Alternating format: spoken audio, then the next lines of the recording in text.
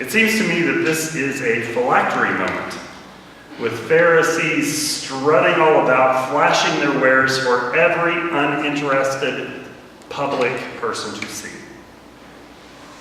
This kind of in-your-face faith is exactly what Jesus and James are warning of. Faith alone and the public display of faith does not a Christian make. Now, another point that can be lifted out of the book of James is that good works alone will not make you into a Christian either. You see, it was common practice in the ancient world that in order to be considered a faithful servant of God, there were certain works of the law to be accomplished, or hoops to be jumped through. For the ancient Jewish people, and for many Jews today, these include things like circumcision, Sabbath observance, and kosher food laws. For others in our global society, good works may not necessarily be tied to faith-based rules, but rather a sense of doing the right thing. For many people in our world, serving humanity and serving the earth are an incredibly important component in living a fulfilling life with a higher purpose. It's not necessarily done because of a theological urging, but rather a philosophical understanding of the connectedness of the world and all its inhabitants. 20th century writer and theologian Frederick Buechner defines this term Christian as a person who lives like Christ. To him, being Christian is not about believing certain things like that Jesus was the Son of God, or that Mary was a virgin, or that the Pope is infallible, or that other religions are wrong. Likewise, he suggested that being a Christian is not about doing certain things, like going to church, or getting baptized, or giving up certain vices, or reading the Bible, or doing a good deed a day. No. A Christian is a person who is Christ-like.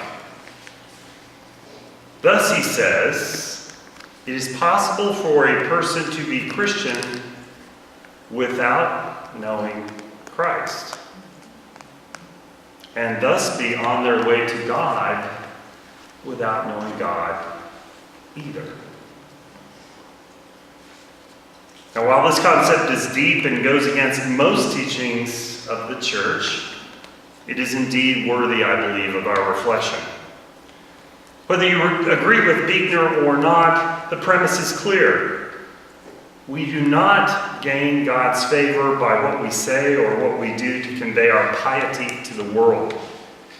It is instead the way we walk, and the way we live, and the way we serve that gives us our Christian status. But there's a glaring hole in Buechner's theory, I believe. What about those of us with faith? What about those who choose to practice their faith by walking, living, and serving like Christ? That leads us to our final lesson from James, that it is only our actions rooted in faith that truly make us Christian.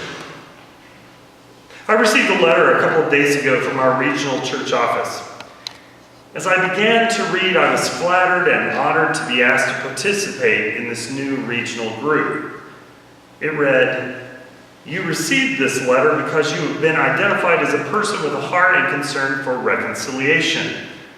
To help us live out our call to reconciliation and to be faithful to the witness of unity and justice, you are invited to participate in a discussion on how we can collectively gauge in moving persons toward wholeness in the Kansas City region."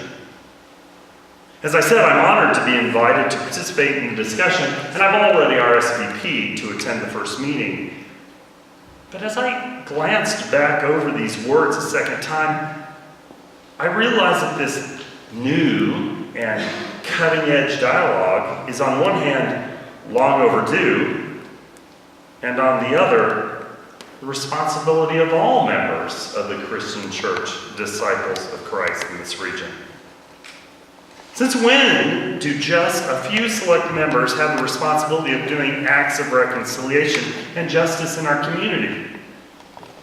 And why is it that only a few select members care enough about others to embrace all races, languages, cultures, traditions, etc.?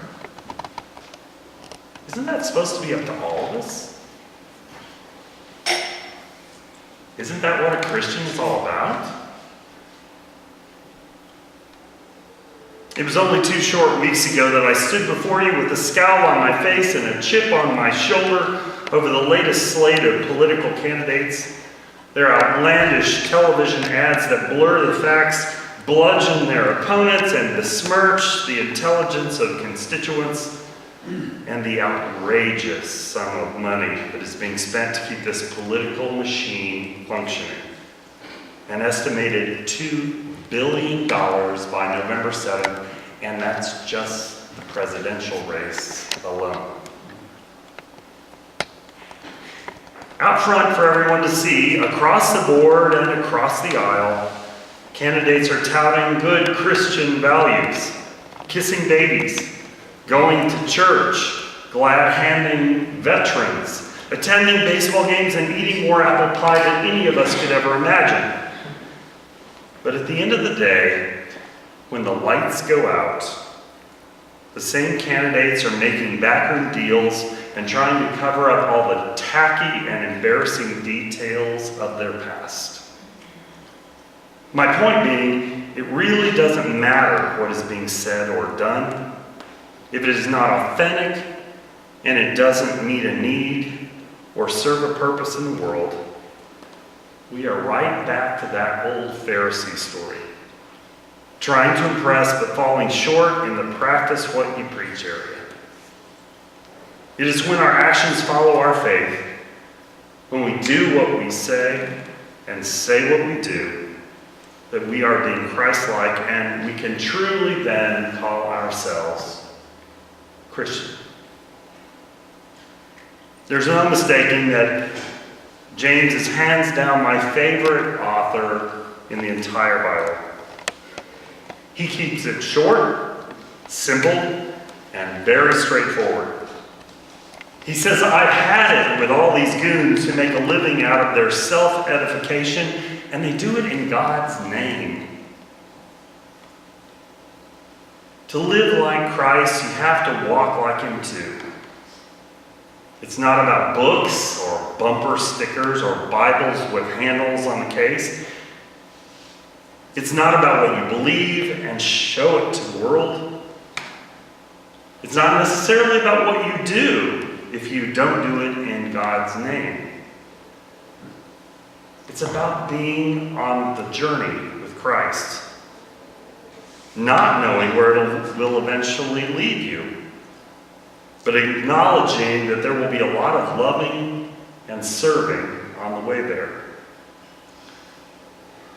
So I implore you, let's strap on our Jesus sandals, venture out on the dusty paths of Christ-like service, and I guarantee you that's where ministry will get done.